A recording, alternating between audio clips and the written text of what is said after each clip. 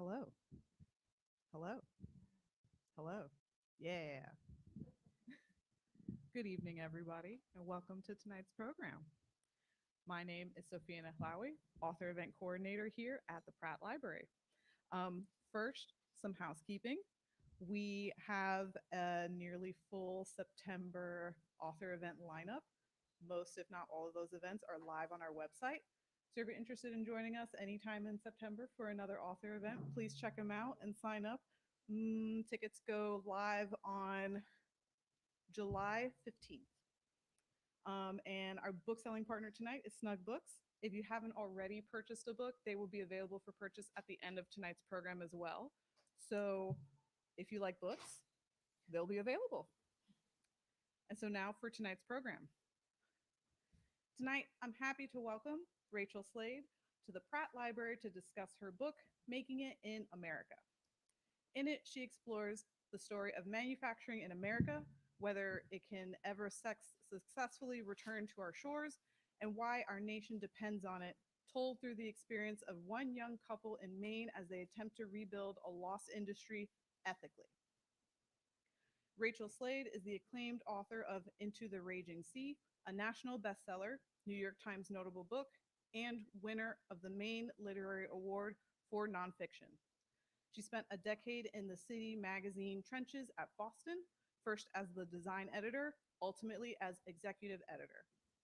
Her editing and writing have won national awards in civic journalism, reporting, criticism, and reader service. She has been a lecturer in political science and journalism at Tufts University. Uh, Ilana Prus is the founder and CEO of Recast City and the author of Recast Your City, How to Save Your Downtown with Small Scale Manufacturing. She previously led the Technical Assistance Program at the U.S. Environmental Protection Agency's Smart Growth Program and served as the Vice President and Chief of Staff at Smart Growth America. In Publishers Weekly's starred review, they call the book an incisive look at the history and current state of American manufacturing. This galvanizing call for Americans to start making things for themselves serves as both a sweeping report on a globalized industry and a practical roadmap for aspiring small-scale manufacturers. Readers will feel invigorated. Author Philip Dre commented that Making It in America is a knowledgeable indictment of failed American trade and labor policies. Rachel Slade's timely book, powered by her admirable skills as a storyteller, also provides a much-needed glimpse of a potentially fairer, more equitable future for American workers and consumers. And finally, the Financial Times wrote, Slade explores the imprint that decades of neoliberalism and offshoring has left on America's worker and economic resilience through the Waxman's compelling story. From Ben's idealistic youth working for unions to the couple's drives up the eastern seaboard in search of the last vestiges of the American textile network, Made in USA enthusiasts and free trade hawks alike will be rooting for this couple to succeed. It is my great pleasure to welcome Rachel Slade and Ilana Prus to the Pratt Library.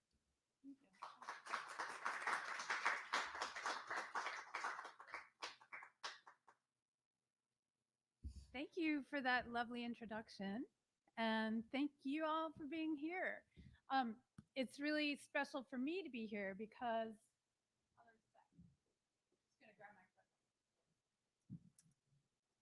I was born in Baltimore. Yay! And actually, I believe my great grandmother was born in Baltimore as well. I was born during the Vietnam War. My father was actually in the public health service here. So great to be back after 20 years, right? Anyway, welcome and thanks for coming in from the heat tonight. I know it's pretty crazy out there, so at least the air conditioning works in here. This is the city that I was brought up in. I know you know. What city is this? Close. It's Philadelphia. I'm showing you this photo because this is Philadelphia in 1920. And what you see here, the biggest spot on the photo right now, that huge conglomeration of buildings, is actually the factory where they made Baldwin locomotives. It's no longer there. In fact, there's no industry left in Philadelphia, very little. And that is part of what shaped me. So I started going to school in New York City. And that meant that I would take the train from Philadelphia to New York, which meant that I went through North Philadelphia where so much manufacturing had been. And it was gone. The manufacturing was gone, but the houses weren't, and the factories weren't. And it was like the whole place was abandoned. If you've never taken the train from Philadelphia to New York, I recommend it because you're going through the past that we lost, the past that was forsaken. And every time I took the train, and I still do this now, through that section between Philadelphia and actually between Philadelphia and Trenton, Trenton, New Jersey, I always wondered, how was it that we as a society abandoned this thing that was so profoundly critical to who we were, right? Americans made stuff. And then suddenly, over the course of my lifetime, we didn't anymore. And I saw the scars on the landscape. I now live in Boston. I am surrounded by the scars of abandoned manufacturing. I have lived, just like you live, in post industrial cities. And so I wanted to explore the history. What happened?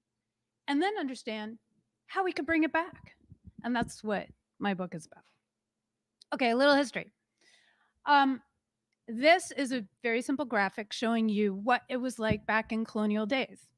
So America was really the American colonial America was really set up as a shopping mall for British manufactured goods, right? So you see the blue line, British manufactured goods, textiles, furniture, and luxuries coming into the coming into the colonies, and then we sent raw materials back out to be processed. That worked great for the crown, right? The British really benefited from that, and they actually did the same with India as well. They did the same with all of the imperial colonies. That was the idea, right? Set up shopping malls all around the world for British manufactured goods, and that is why Americans fought the Revolution. They wanted to make things for themselves. They didn't want to be constrained by another country, beholden to their imported goods. We wanted to make things for ourselves, in part. Obviously, it was complicated. All right. As soon as the Americans won the American Revolution, George Washington turned to this handsome young man, Alexander Hamilton, and said, "We have no industry. We need industry desperately. We need to wean ourselves off of imported goods." And by the way, almost everything was imported back then, right? I just want to stress that, which is very much like where we are now. In 1791, Alexander Hamilton delivered the report of manufacturers to Congress, and he had 3 points. And I want us to remember this, his 3 points, because they haven't changed. Here we are 250 years later almost, and these basic principles about how to support a manufacturing economy have not changed one bit. One of his principles was tariffs. Here's the problem. You're importing stuff from another country that's already industrialized. So the stuff coming in is fairly cheap, which means if you start manufacturing, the upstart costs are so high, right, that you're going to have your more expensive products competing with the cheaper stuff from abroad, from another industrialized society. So we have to stop the inflow of cheap goods. Okay. Other thing, establish a stable currency. I know that sounds like, oh, the dollar, it's a thing that we have. Well, it had to be invented. People had to have faith in it. And we also had to set up a national bank that would actually provide lending for people who were interested in going into manufacturing. And then finally, he wanted to use the taxes and tariffs of imported goods to support shipping and infrastructure construction so that Americans could start their own internal supply chain. And in just a couple years, now remember, I'm now in New England, so my references are New England, but stuff was happening down here in Baltimore as well. We started the Industrial Revolution here in the United States. And I just wanted to mention that the Boston Manufacturing Company, which, as you can see, is a lower one, started in 1813, is actually the one of the first examples of corporate espionage. um, One of our famous people, Henry Cabot Lowell, actually went to England in the early 1800s. Now, at the time, England was industrialized. They had these high-powered looms and these high that made these textiles, right?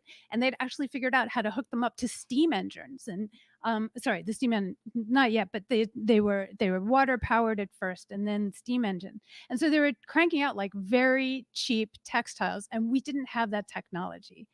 And it was a very closely guarded secret. You couldn't leave England if you had any kind of blueprints for these mills, right? Because then other countries could start industrializing, and then England would lose its economic strength. So this guy, Cabot Lowell, goes to England with his family, presents himself as a dumb American bumpkin, and talks himself into the mills. And he has a fantastic memory. And he actually memorizes the structure of these mills, comes back to the United States, the very young United States at the time, right? And he sets up a mill just outside of Boston in Waltham, Massachusetts. And it takes a little while for us to figure things out. That's why immigrants are so important. Immigrants were starting to come from England and Ireland, people who actually knew how these mills worked. And they helped complete the blueprints so that America could suddenly become industrialized. And in very short order, we start producing textiles in the United States, um, up there in New England, and of course down here in Baltimore as well, right? So very healthy textile industry all up and down the East Coast. But of course, that leads to the question of what to do about workers. So before the Industrial Revolution, workers were mainly responsible for their own time. The idea was simple. You did work, you got paid. You didn't do work, you didn't get paid. And so a lot of women actually did work in the home, and then they would sell it to like spinning or weaving, and they would actually just sell it to local merchants who would then aggregate it, mark it up, sell it to other people. And so it was like this whole cottage industry before the Industrial Revolution. As soon as you have factories and you have machines running 12 hours a day, 14 hours a day, sometimes 24 hours a day, humans become machine like, and our lives become machine like. You have to show up at this time, a bell rings, you leave. So, along with the textile industry in America, what also begins to emerge is the labor movement in America. And so here we have two young women who were working at the Lowell factory, and you can see that they actually wrote their own kind of manifesto about how they wanted to be treated and what they thought a work week should look like. There were no weekends yet, that comes much later. But here's the idea, the kernel of the idea that workers, now industrialized, can only have power if they get together and unite as one. And of course, Baltimore, you know this. People start coming from abroad, immigrants from all over the world, but especially Eastern Europe, Ireland, Italy, desperately poor people looking for a better life, running away from pogroms, running away from starvation, running away from genocides, and they're arriving in tremendous numbers in America and working in the factories, which means, of course, that they're bringing new ideas to the American landscape. They're bringing new ideas about unionization, about socialized networks, about what a union can be. The Bread and Roses strike in Lawrence, Massachusetts is a really famous example of textile workers coming together to demand better wages, more stable uh, work. And at the same time, what's happening is really interesting, especially in New York, and I would imagine here as well. Photography is starting to capture people's imagination. And photography, especially like I showed you in the mills, is a very young person in the mills and in the mines. Photography is starting to make an impression on women of leisure, the wealthy women in New York, for example, who are also starting to turn to suffrage, right? Like they're starting to fight for voting power, for political power. And they're seeing what's happening in these factories and they say, no, no more. This is not the America that I believe in. This is not the America that I want to be a part of. I want to be able to vote and I want to support the women and families who are making my things. And it was a very interesting moment. Um, I'm gonna move pretty quickly now. Women get the right to vote in 1920, and Franklin Roosevelt then gives unions actual legal power, and suddenly things look like they might be okay in America. Workers have power. Workers have the right to unite. Workers are supported by the government. They can file complaints with the government. Like stuff is looking okay. But let's look at what else is happening. Okay, so this is the tariff rates in the United States starting in 1820. You can see they're really high. Now, this is what I was talking about. You're always going to have competition from abroad. And so it's very important to slow down the influx of cheap goods through tariffs. Right after the World War II, tariffs really start to drop off. And as you can see where we are now, tariffs have never been lower. So if you're wondering in part why so much is now not made in the United States, this is part of the story. Now, I'm just going to finish that labor story. Um, in the 60s, labor began to unite with civil rights. And here's a gentle reminder that in 1963, the March on Washington, which we know because that's when Martin Luther King Jr. gave the I Have a Dream speech, was supported in great part by the United Auto Workers and the Amalgamated Clothing Workers. Can you imagine that moment when civil rights and labor were coming together? They had the power to change the trajectory of the United States, to shift the language of the United States. And I think that scared a lot of people. And so at this very moment also is the birth of rabid conservatism, which ultimately emerges in the body of Ronald Reagan, free trader right there. And on your left is Milton Friedman, who was an economist in Chicago. He's actually originally from New Jersey, but he was at the University of Chicago. And he was one of the first people to really give like a philosophical underpinning of the free trade movement, which we're now living in. We now live in a in a post free trade world. So two people coming together at this very moment that labor and civil rights were also coming together. We know who wins. NAFTA, the North American Free Trade Agreement, is the first free trade agreement in the world. What is it? A lot of us don't know. It was passed in 1992 by both Democrats and Republicans. Free trade had totally captured the imagination of both American parties. And the idea was simple: let corporations make stuff in Mexico and take advantage of the cheaper labor there so that Americans can enjoy cheaper goods and Mexicans, the hope was, would buy American products. Well, that didn't quite happen the way they said it would. And it was a very cynical thing, and they knew it wouldn't. But I just want to draw your attention to, on the right, the middle section. It says GDP growth per capita. Look at what happened in the United States.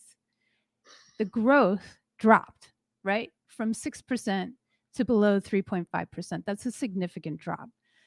We live in a post-NAFTA world. We live in a free trade world.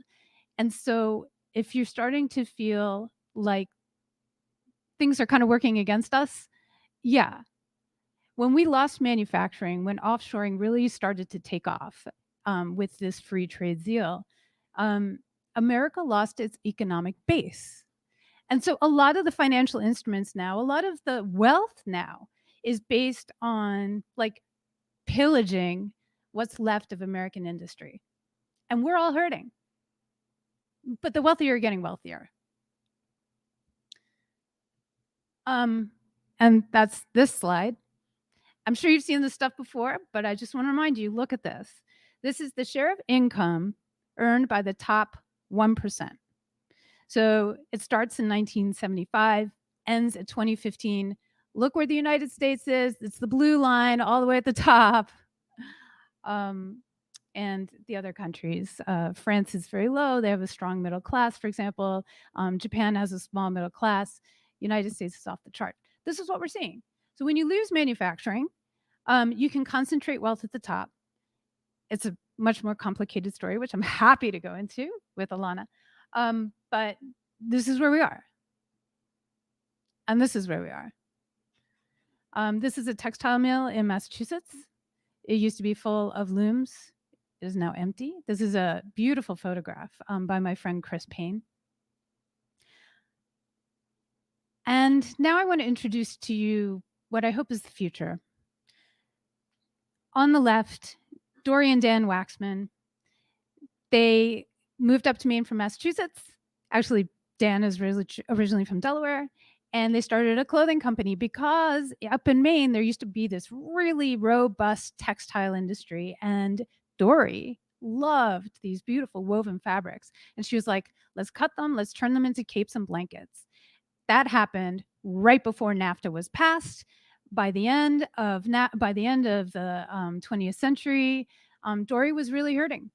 It was very difficult for her to find locally made textiles. So within just 8 years, almost all the textile mills had shut down. Enter Ben and Whitney. Ben, Dory's son, Dan and Dory's son, had worked at AFL-CIO for 10 years. AFL-CIO is a labor federation. So they represent so many unions, 12 million workers. It's a really robust advocacy group for labor considerations. And so Ben, working for the AFL-CIO, saw all of this offshoring firsthand. He was in Ohio when the Indiana when the Whirlpool factory shut down. He was here, he was there, he was standing next to people as they lost their jobs, their pensions, their communities, as these actually profitable factories just shut down because it was cheaper to do things abroad. And it practically broke him. And he dragged his sorry butt back to Portland, Maine, where he was born.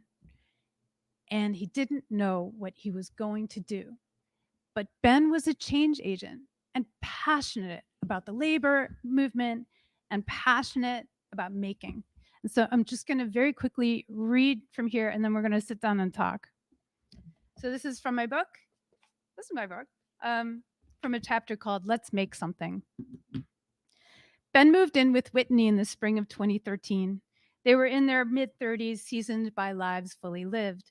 Ben's idealism still knew no bounds. He dreamed big. Whitney kept him grounded. She was a realist, but his optimism was rubbing off on her. She never thought of herself as a crusader, but being around Ben sparked a desire in her to leave the world a little better than she'd found it. She was considering leaving her lucrative bar job. She was ready for the next big thing. The dream of reviving American manufacturing consumed Ben. He was passionate about manufacturing because he'd spent more than a decade with people who once made things and felt pride in producing.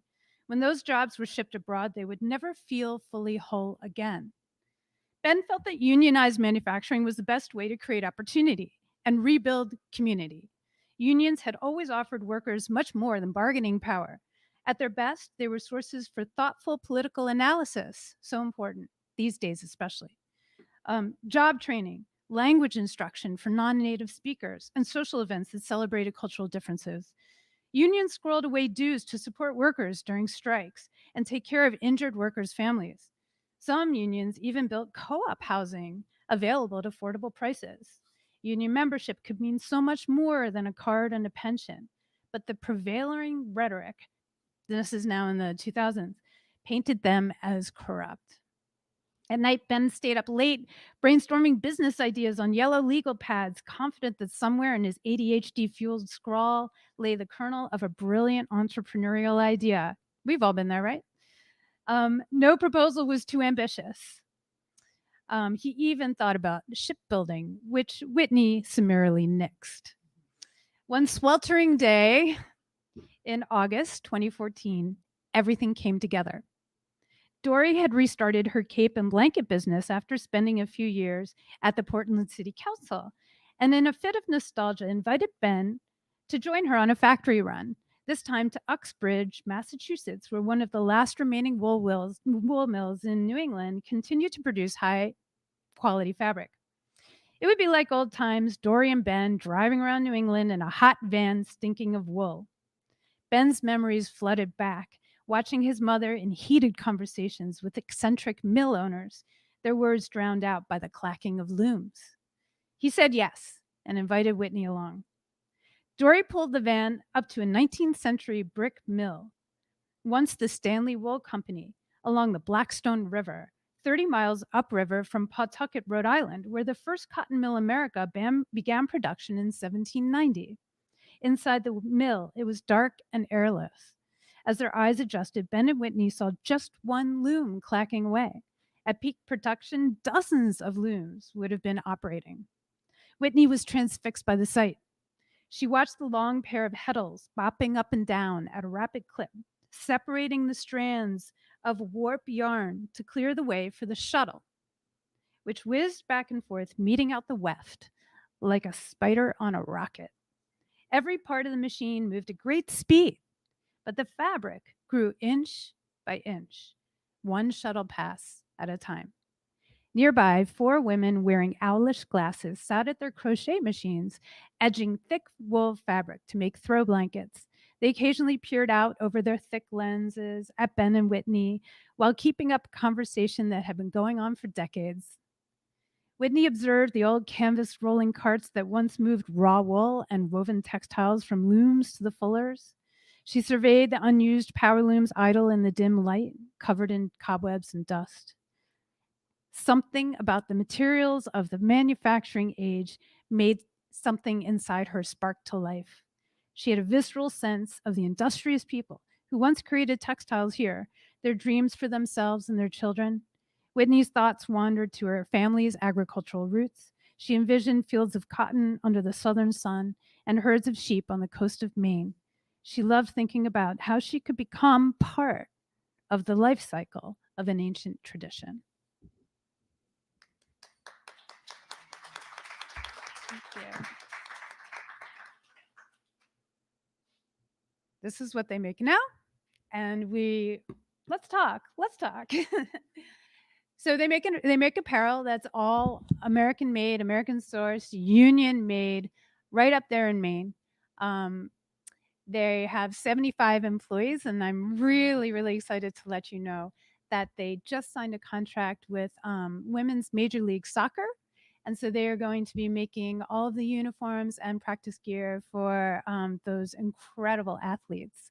And that will become public, I think, tomorrow. So this is American Roots. This is my story. These are the folks I wrote about, and they're really doing wonderful things. And by the way, I also wanted to mention that since they founded their company in 2015, they have lifted 75 families out of poverty from thin air. There was nothing, and then there was something. And for me, that is manufacturing. You can make something from nothing. You just need to do it. All right, so we're going to talk about it.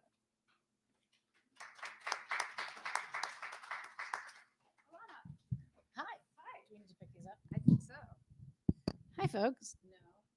Yes? Oh, yeah, it's there. Okay. Hi, everybody. I'm Ilana Pruis, and I'm really excited to be here in conversation with Rachel. And I love the section that you just read to us. I have to tell you guys, when I read this book, I inhaled it over a weekend. I know I'm biased. I'm all about small scale manufacturing to begin with. So this book really spoke to me. But the fact that Rachel was able to combine a romance story with CIA and wars and labor unions, I mean, it's, if you haven't read it yet, it goes really fast because of the amazing storytelling in it. So thank you, Rachel, for writing in the first place. Do I pay you now or later? Oh, this is all my fun. So, you know, one of the things that I look at this from is the perspective of what did we do about this? And it's really exciting to get to have this conversation in Baltimore, because Baltimore is, in fact, leading the way nationally in how to bring this back to life. And I look at this from the perspective of how do we help businesses like Ben and Whitney's, who are starting home-based, where the people are doing it at kitchen tables, and maybe that's some of you, doing it on your kitchen table, or you're working with a friend on something. Then there are amazing spaces in Baltimore like OpenWorks, the makerspace, that is working to create entrepreneurship programs and access to tools, or commercial shared kitchens where people can learn how to create a food product business and get it launched and get support and the training to do that. And it's really an exciting opportunity to see how that happens in Baltimore, in a place that has this history, but really has the opportunity to regrow an entire industrial sector with good paying jobs, with an opportunity where the more people are entrepreneurs, the more we actually lift people out of poverty and increase incomes. And so it's really exciting to be able to bring that here and apply it as well. So one of the things that I think is fascinating is that you use Ben and the entire family in many different generations to illustrate the story. I'd love for you to share a little bit about how you found them and why you felt compelled for this to be a key part of your story. Yeah, you guys remember 2020? I know we're all trying to forget. I'm going to take you back there, but for a good reason, for an uplifting reason. So back in 2020, Ben and Whitney were making their apparel and doing okay. You know, this is tough, right? You have to scale up. It's hard. You have a workforce that is mostly new Americans coming with their own trauma and all kinds of other things. Anyway, the pandemic. So Ben was actually in Arizona when the country shut down, and Ben and Whitney decided immediately that they were going to shut down the factory. And so they told their workers, go home, take care of your families. We have to figure out what's going on. You remember in March 2020, we didn't know how this thing spread. We didn't know how to protect people. They just said, go home. And by the way, that's the beauty of being a family-owned factory, right? Like, they were very careful about their workers and still are.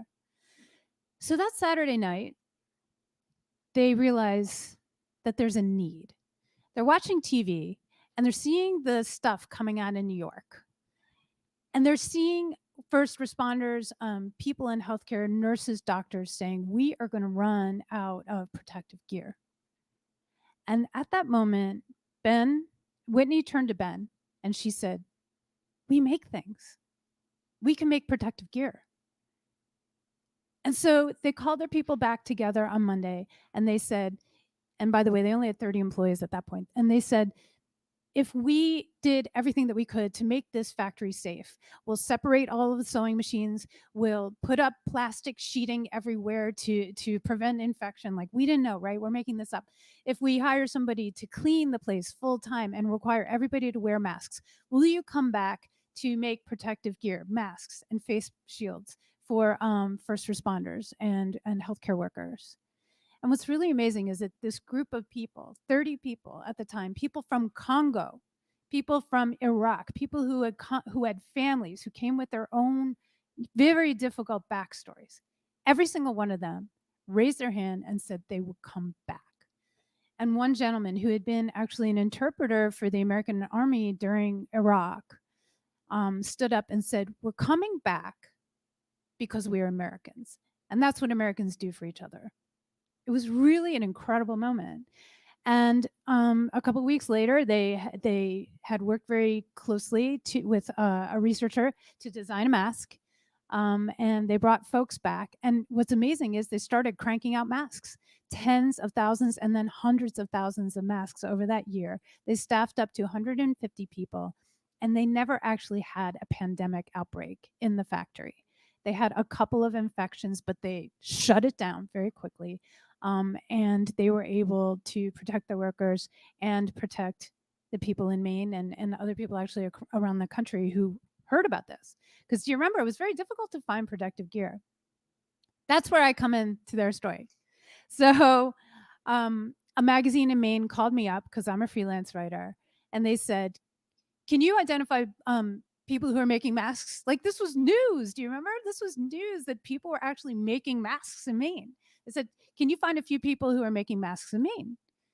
And American Roots was one of the companies, and I called them. And as soon as I got Ben Waxman on the phone, and he started talking with so much passion about labor, about manufacturing, about the policies that we had passed that totally undercut who we are as Americans, that's when I knew I had a book. He's a book out right out of his mouth. That's amazing. Yeah. And I don't know how much everybody else remembers, but every maker on Etsy was making masks. There were tons, all of the existing small textile businesses that are 10 or 20 employee businesses all over the country, they all turned on a dime. Communities around maker spaces in different cities all started doing production at home, and all of a sudden we realized this redundancy was missing from our system, and that people were becoming the heroes overnight by doing this. It's an amazing story. So one of the other things you talk about is really the supply chain side of this, which I am fascinated by in the weirdest way. But I think is a really interesting tie to here in Baltimore. So in Baltimore, there's an amazing textile trades program that's also a sewing training program that's based out of OpenWorks. There's some amazing fashion companies coming out of Baltimore, Different Regard, if you haven't seen their unbelievable designer suits that are coming out of the city, and a new investment in space for the sewn trades going on here. But one of the things that came up in the book was that they could train people how to do this, but they couldn't get quality material, that they had problems with that side of it. And it was making me think of how there's an interesting program you may be familiar with called Camp Small here in Baltimore that is also a national standard, where as the city public works takes down trees that are hazardous or taking off pieces of them, they actually store them in a part of the city and they sell them back into the wood industry, the wood manufacturers like Kippel and Kesmet that makes products for other businesses. So I would love for you to share a little bit about how they struggled with the material side of this and how they resolved that. Yeah. Well, what's really interesting is actually, so they really wanted their products to be fully American sourced from the get go, because they're trying to rebuild an entire industry, right? And so we need to lift each other up. And so the first product that they started making was a fleece vest. Now, why fleece?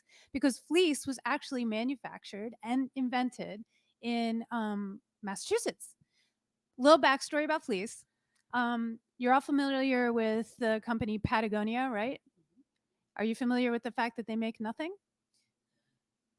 Yeah, they make nothing. They do no manufacturing whatsoever. They design, but they don't manufacture.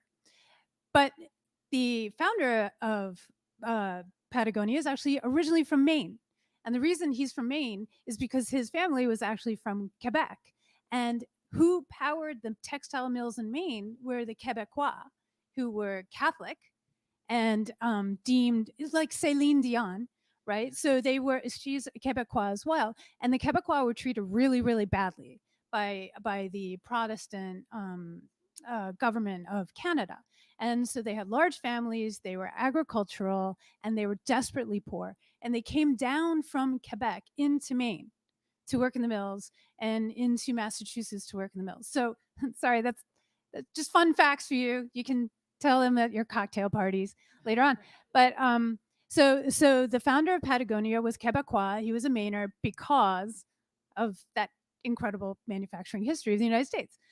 Anyway, so he invented this concept. He saw that people were like starting to go outdoors in a way that we really never had before. This was in the 70s. Like the idea of hiking and camping, like that was relatively new. And so he was developing all kinds of products that people could use for these new outdoor activities, a new leisure class, right? And one of the things he really wanted was a synthetic material that was light and still warm when it got wet. And so he had this concept. Where do you go when you want to innovate? When you have an idea, where do you go? You go to a manufacturer. Again, if you're not in manufacturing, you can't innovate. Here's a perfect example. So this guy goes to Malden Mills, Massachusetts, where they have a founder who's like very into innovation. In fact, he spends about 10% every year on research and development. And this guy, the Patagonia guy, says, here's what I'm thinking. What do you think? And they start experimenting. And ultimately, they come up with a fabric originally called, again, cocktail talk. You're going to love this.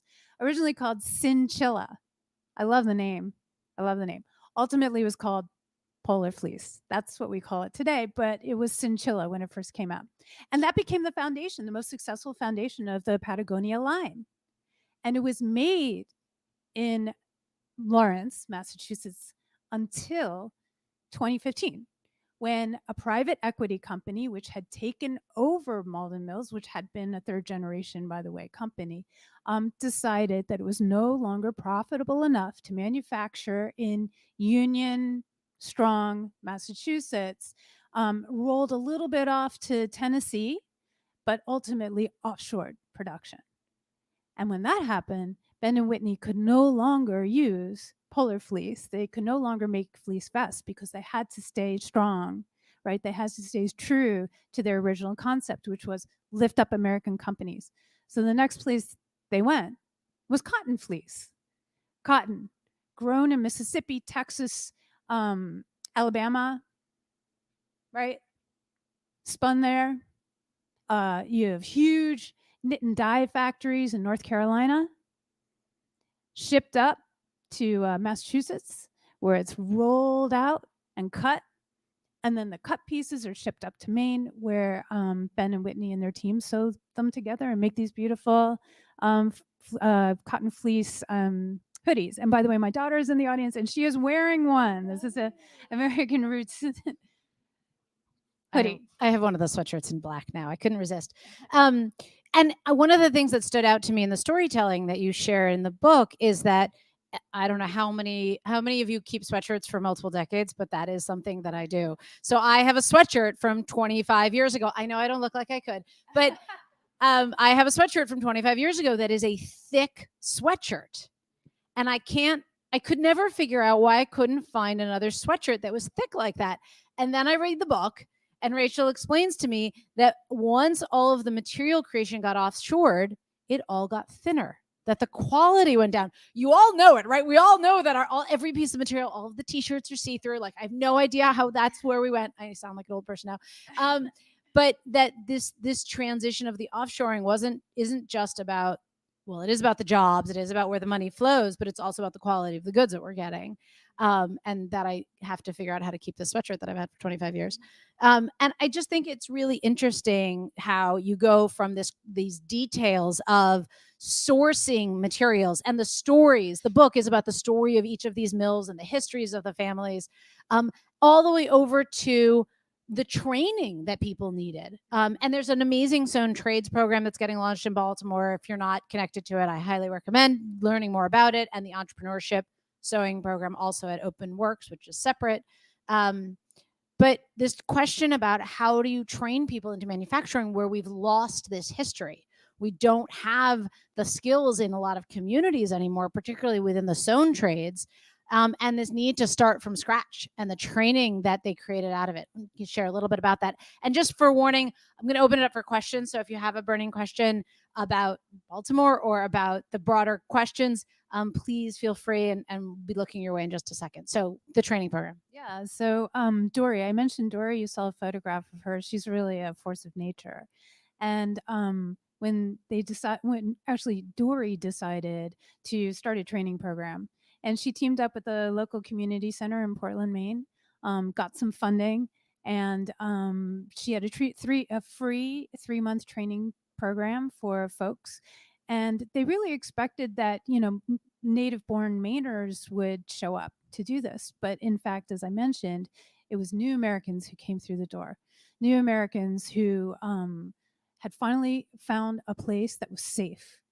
And they didn't have to worry every single minute of every day about whether the loved ones were going to come home alive. And once they got their feet on the ground in Maine, they started to look around for jobs. And language is a serious problem. Of course, a lot of people don't speak English. And manufacturing is a really great way to enter the middle class.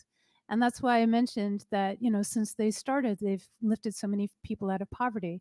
So Dory offered this 3-month training program, and it continues to this day. There's still people coming through. I think they have like 20-person classes every 3 months. And then graduates, they actually do job placement. And so that has generated like a whole group of industrial sewers who can now support all kinds of businesses in the area. Wow. So, when entrepreneurs know that there's like a group of people ready to go, it makes starting a business there more attractive. And so, yeah, it has actually spawned a number of new businesses. Right. Once you get people who have the skills in one place. And one of the weird things we've done in our country is we've actually separated the training of skill training, like technical training and sewing, and entrepreneurship. And one of the things I run around the country is telling people that they need to put those things back together, because when somebody has a skill like that, well, they're going to invent new ideas. They're going to invent new concepts. They're going to fill gaps in the market. So how do we really arm people with the knowledge, that skill base, to be able to create other new businesses as well and create those spin-off opportunities? So that was really exciting. Does anybody have any questions about the book or about research? Please. And sure. Oh, nice. That's fantastic. I wish more libraries did that. And there are a few libraries nationally that are starting to add maker spaces where you can also go in and use a laser cutter or a nylon cutter or a sewing machine. And there's wonderful intergenerational sharing of skills that happens in a lot of those. Cincinnati Central Library has a wonderful space like that. So thank you for sharing that.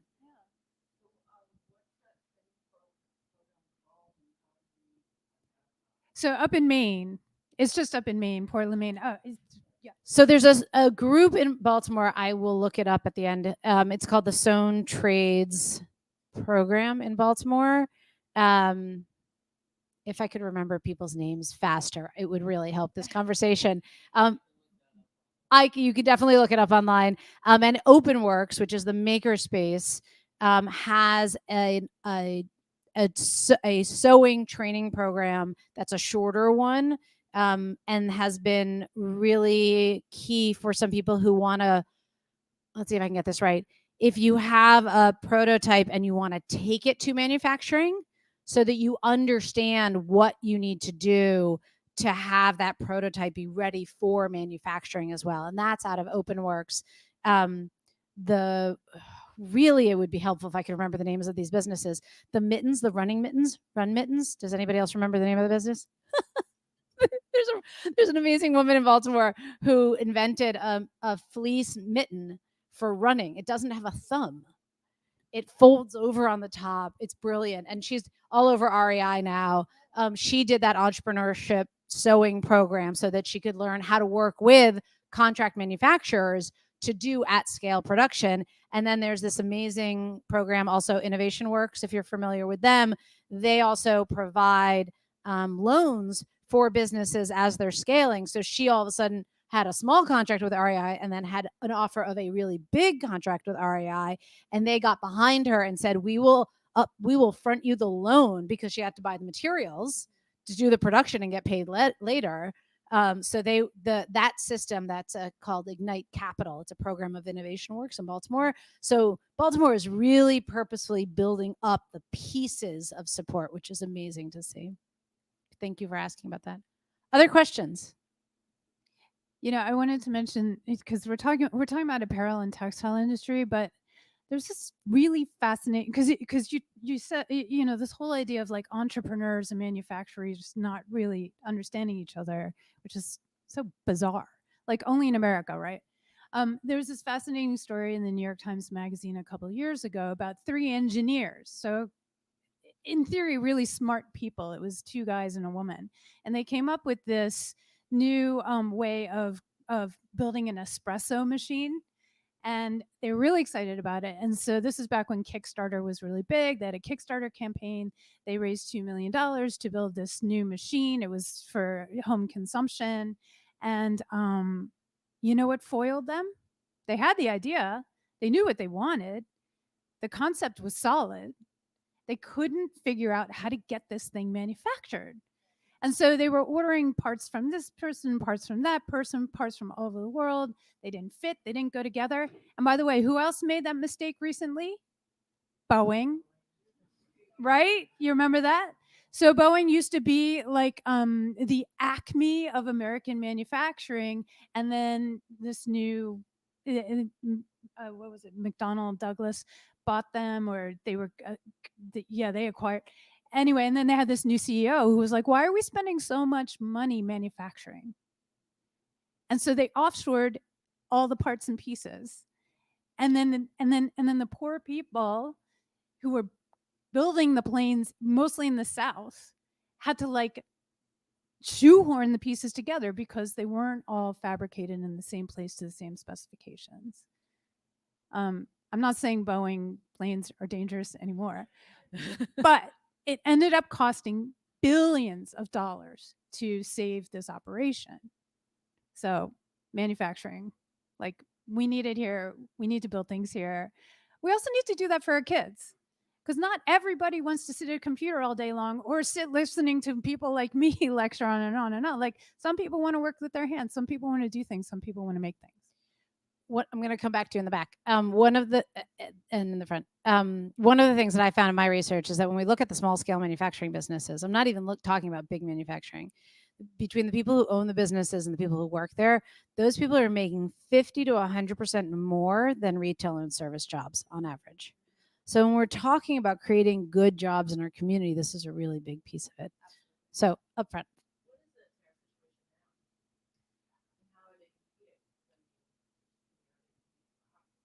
Yeah.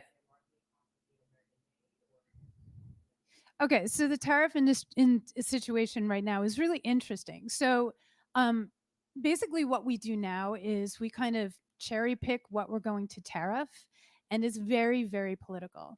So, for example, yeah, chuckle, like that's an understatement, right? So, like for example, right now there's big concern in the auto industry, which, by the way, is I think 3% of American GDP. So it's like a really powerful industry of Chinese made electric vehicles coming into the United States. I mean, there's a real fear, because if the Chinese vehicles come in, by the way, made in Mexico, they're setting up factories in Mexico so that they can get around tariffs. If they came in, they would just destroy the American auto industry. This is actually also happening in Europe. There's a lot of overproduction in China, and so it's called dumping, where when a country supports industry to such an extent that they have oversupply, and then they actually send products to other countries cheaper than they cost to make. It's the Walmart model. Sorry. So for example, so EVs now are going to have a tariff on them. Steel. We always, you kept hearing about the steel tariffs, and you probably wonder, like, steel. Why are we talking about steel? It's like steel is in everything. Steel is in cars. Steel is in trains. Steel is in all of the green infrastructure that we're going to need to execute the Green New Deal. Like, we desperately need steel. If we're buying it from foreign suppliers and we lose our ability to make steel here, we completely lose control over the cost of industry in America. So that's why it's important to support these industries. because otherwise you'll be at the mercy of somebody else who may not have your best interest at heart. So in the back. Oh yeah.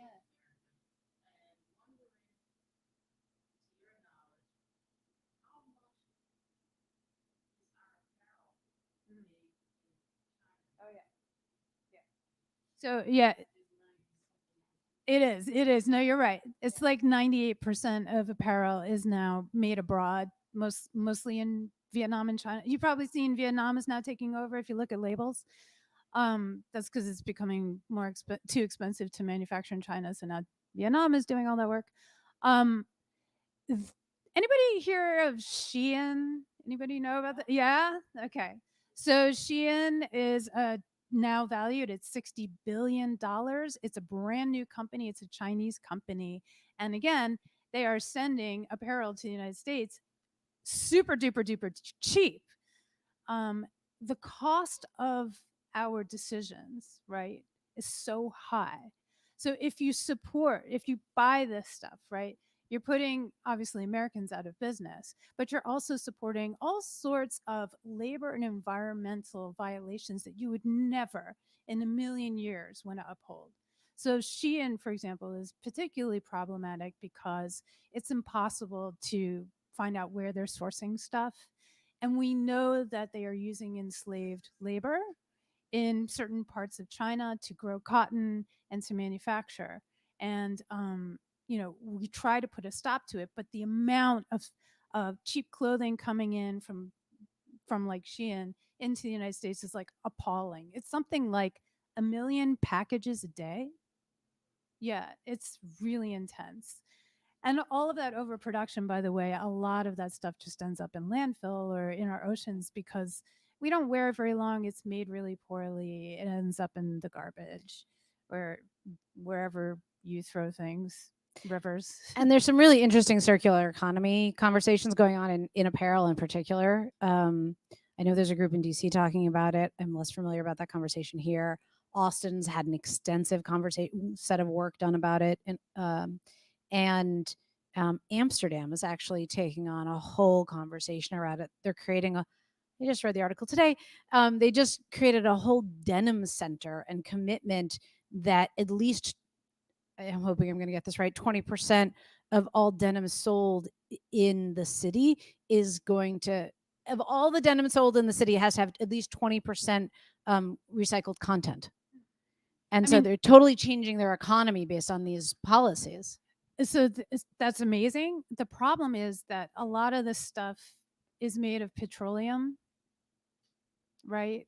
So I saw something about Lululemon that, again, don't quote me, a fantabulous percentage of Lululemon clothing is basically petroleum, right? And that's really difficult to reuse. Right. But then you have places like Italy where they've been recycling for 100 years because they rely on natural fibers, cottons and wools and that sort of thing. So it's just like we really do need to think about the quality of the clothing, where it's coming from, who's making it. Yeah. So we have time for one more question because we only have a couple minutes left. So why don't you go ahead?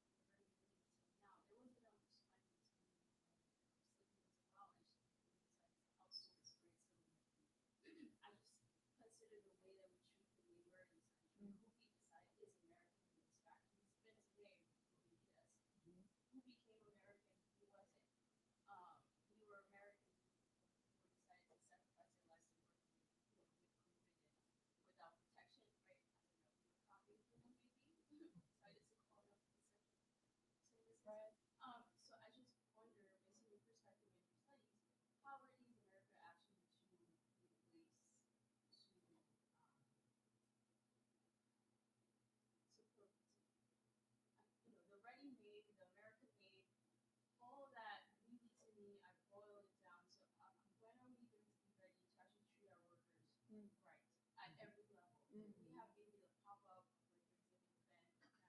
we have individuals who have, ideals. We have Patagonia really, provided some examples, but at a systemic level, do you feel that America was ready to actually treat workers correctly, to become this kind of textile industry? Right. I mean, It's a great wrap-up question. that's a big This is where we're going to question. wrap it up, folks. What I would say to that is that greed is real. It's just part of human nature. That's why you need laws. Not everybody respects the law, not everybody upholds the law, but we have laws to protect workers. They may not be perfect. Maybe we need some new ones. The unions, labor, organized labor, is another way to balance the power between greed and the people who are actually doing the work, right? So we certainly need to protect workers by protecting the labor movement, in my opinion, and really giving it the respect it deserves. Like, why don't we teach labor history in school? I don't get it. As far as I'm concerned, that is the history. Like, you can talk about, civil rights history. You can talk about political history. You can talk about all kinds of things. Labor should be part of that discussion. What's that? No, sorry, I'm making too much sense. But finally, and this is where you come in, and this is why I'm so glad that you came tonight, is because the decisions that you make as consumers will also change this country, right? It's easy to order stuff on Amazon. I do it. You know? I would like to, sir. I really would. I'm very careful. There are monopolies in this country. There are massive, massive brands in this country that are making profit off of exploiting labor, either here in the United States or all around the world. If you know who your maker is, I don't mean your maker, but your makers, if you know who your makers are, you're starting to support the people around you, your community. Even if you're buying from Maine, that's a community. So if I could urge all of us in this room, if we can think about this together, let's try to buy local as much as possible. It's a start. I'm not saying America as a collective thing will ever change. I don't know. What do I know? In my lifetime, everything got offshored. I didn't even see it coming. A lot of people didn't see it coming, but a lot of people did. But we do have power as consumers. That's why I'm really excited to be here in Baltimore. And I'm excited to be here with you because Ilana is working very hard in this space, to give makers power, to give small makers power, to give the people who are working power. That's the start. And with that, we are out of time for our evening activity. Thank you so much, Rachel, for your talk today. Great. Thank you. I want to thank our moderator, Ilana Prus, and our author, Rachel Slade. If you haven't already purchased your book, I don't know what you're waiting for. Our bookseller is outside, still has books for sale. Thank you, everyone, for joining us this evening. I think it was a very powerful, very impactful way to end tonight. Thank you, everyone, for coming. Have a great rest of your night.